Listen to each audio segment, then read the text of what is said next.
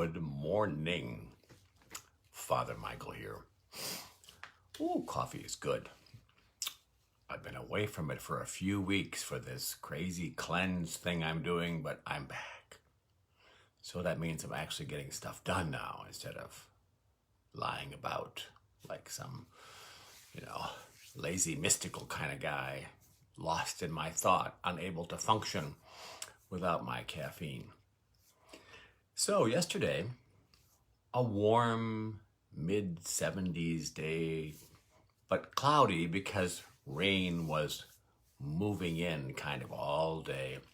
And so I was out in the backyard kind of filling the bird feeders and the squirrel feeder and the raccoon feeder because I've got critters that crawl out from the little wooded area behind me. And there's a big old tree right in the middle of the backyard. I don't know what the variety is, but I'm gonna do some research this year. It has the tiniest little useless leaves you've ever seen. This tree is like 50 feet tall. And it has like very delicate, kind of lacy branches. And the tiniest leaves, so like an inch long and a half inch wide, maybe, does not give much shade, needless to say. And it's not really into growing seasons, apparently, because it's like the last tree in the hood to actually like remember, oh, it's warm, I can make some leaves now. It's the last one to do its thing in the spring, and it's the first one to call it quits in the fall. So it's a little weird. The good thing is there's no leaves to rake because they're so tiny when they curl up, they just go away. They go somewhere. But the annoying part for me is they're always dropping branches. The branches are so delicate and lacy and unlike an elm tree, I know what an elm tree is. Those have those really kind of cool hanging branches, and they're kind of lacy too, but this one is like that, but they flip up on the ends, kind of like Marlo Thomas in That Girl. Yes, I am that old. So yesterday, after I am feeding the creatures and refreshing the water sources for them all, I am picking up a million sticks because I don't want to hit them with the lawnmower, or more honestly, I don't want the lawn boy to hit them with the lawnmower. And so I'm picking up bundles of these sticks, these dead sticks, no sign of spring still, completely dead. And I'm throwing them on my double secret illegal in-city burn pile, which one of these days we're going to have a little secret fire out there. But again, there's no sign of spring with those branches. They are just as dead as dead can be. And it does this all year. Even in the growing season, these branches just fall off. And then the rain started later in the day. Finally, our first warm, gentle rain. And that always reminds me of 7th grade at St. Mary's with my hippie chick teacher, Mrs. Flaherty. I'm going to have to see if I can find her on Facebook. I'm assuming she's still alive. I'm going to check it out. I think her first name was Jean or Janine or something. I'm going to go look for her. She had like a 1970 Ford Mustang, dark blue. It was the coolest car in the teacher parking area, to be sure. She was a straight up hippie chick back in the day. Very liberal. My parents would have probably called her a communist, but she changed my life in some very significant ways. And really, her belief in religion and politics and all of that really showed me how those two things are inseparable if you're really taking the gospel of Christ to heart. So I thought of Mrs. Flaherty because of a story that we read by Ray Bradbury called There Will Come Soft Rains. It's actually based on a poem by Sarah Teasdale. It's kind of a post-nuclear apocalypse kind of short story. If you don't know it, I highly recommend it. Ray Bradbury, There Will Come Soft Rain. Like that tree in my backyard, waiting for some kind of a sign from God before it does anything, you and I wait an awful lot in this life as well. And we're in good company in our faith. Abraham and Sarah, for example. Oh my goodness, they were ancient of days, waiting for God to keep the promise that they would have a son. David, the shepherd boy. Samuel tracks him down when he's just a punk-ass kid and anoints him as king. But it's a long time, between that anointing by Samuel and the actual coronation as king. The patriarch Joseph gets roughed up by his, gangster brothers, thrown in a hole in the ground, waiting in the hole to be sold into slavery in Egypt.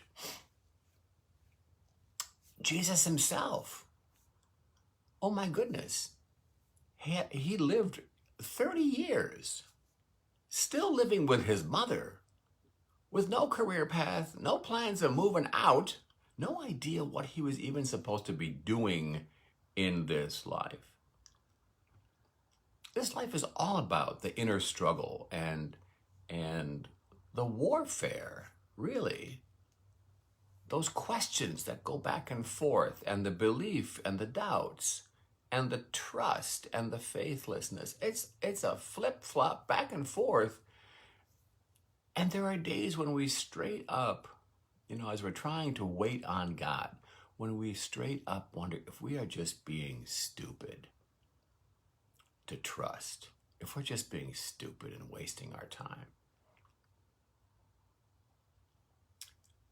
The Hebrew and Christian scriptures are full of examples, though, that seem to suggest rather clearly that waiting in trust results in rewards. Isaac is eventually born to Abraham and Sarah. David is eventually crowned king of Judah and then later Israel. Joseph not only gets out of the hole in the ground and gets transferred to Egypt, but he becomes a powerful political figure in Egypt. And as for Jesus himself, after his baptism and 40 days in the desert, thinking, praying, searching, trusting, finally figures out who it is he's supposed to become, gives his mom a break, and moves out so she can enjoy her golden years. There's a lot of waiting in this life, just like that tree in the backyard, the barren winter of our lives. And there's a lot of those periods when it feels like a barren winter. Nothing seems to be happening. We're just in that lifeless, long, extended pause moment. We don't know what to do with that.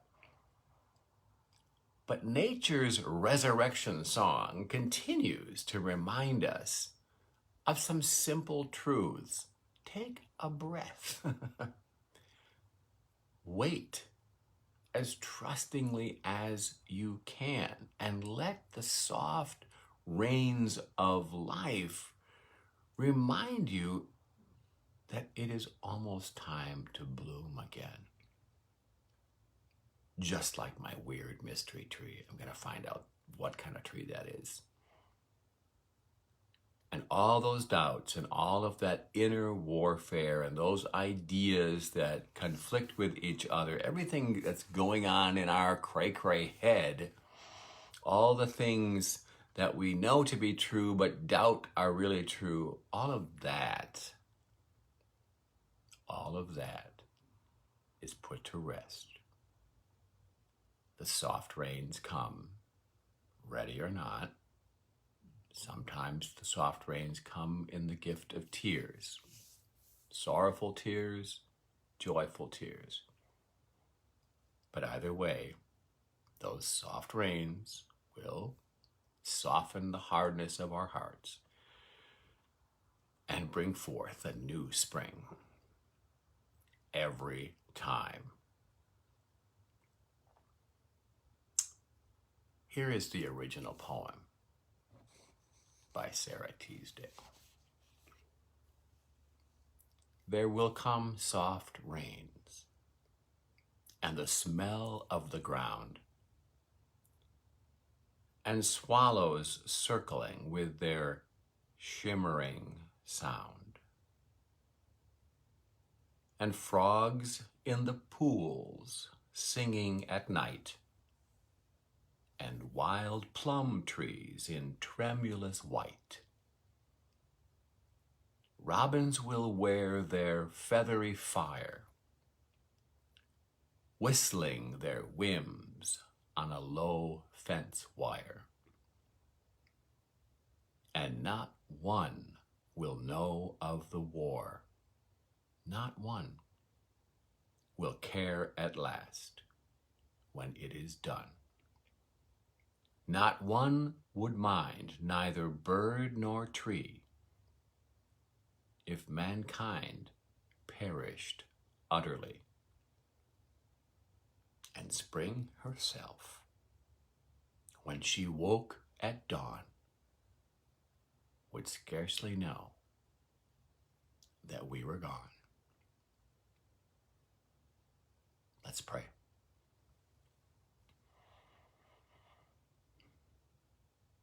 Gracious, mighty God, creator of all things, bringer of springtime in our hearts and in our world, we stand in the power of new life and resurrection. Give us trust today. In all the areas of our life where we have questions and doubts and inner warfare pulling us one way and another, give us insight, give us courage, give us patience to take a breath, to breathe in the damp spring air this morning, and trust that no matter how barren or lost the landscape of our lives looks right now, that your springtime is indeed just around the corner. Be with all those who are struggling, those who are fighting their addictive behaviors. Never let them forget that they are not their addictions. That is their behavior, not their identity. Help us all to burst forth, allowing the soft spring rains to soften our hearts, that we might praise you with all creation. Amen. Have a great day.